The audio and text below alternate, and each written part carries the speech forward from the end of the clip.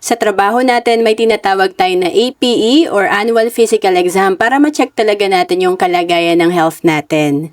At alam mo bang sa personal finance, may tinatawag din na financial check-up. Kasi dito malalaman natin how financially healthy are you.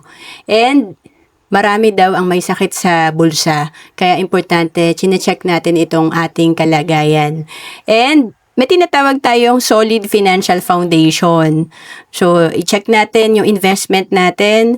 Ang goal pala natin is dapat annual income times 20. So, may sample tayo dito kung kumikita ka ng 25,000 per month and ang annual income mo nasa 300,000 per year times 20, ang goal pala natin ay magkaroon ng 6 million para sa ating retirement.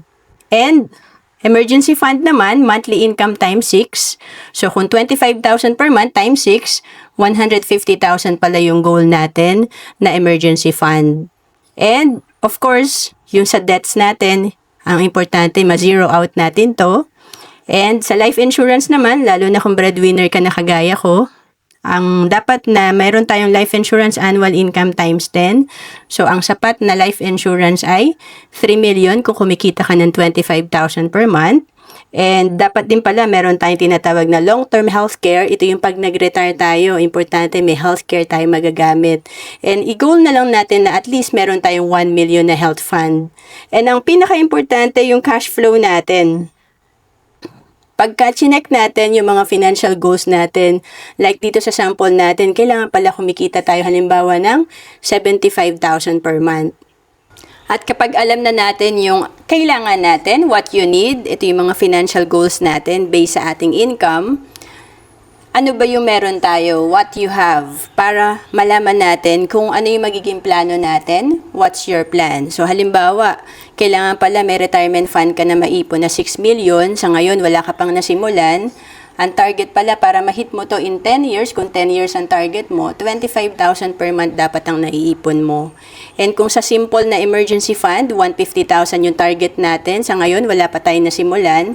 Kailangan pala kung target nating ma-hit to in 1 year, 12,000 per month pala yung dapat naiipon natin. And kung may utang tayo na 50,000 sa ngayon, ang goal natin, ma-zero out ito, asap to na mabayaran natin kasi may mga interest to na nagko-compound. Ganon din naman sa insurance, kung kulang ang ating insurance, 3 million dapat pero maliit lang pala ang insurance natin, hindi sapat, 500,000, kailangan pala dagdagan natin to ng 2.5 million. At kung wala tayong healthcare sa ngayon, importante rin ay makakuha tayo.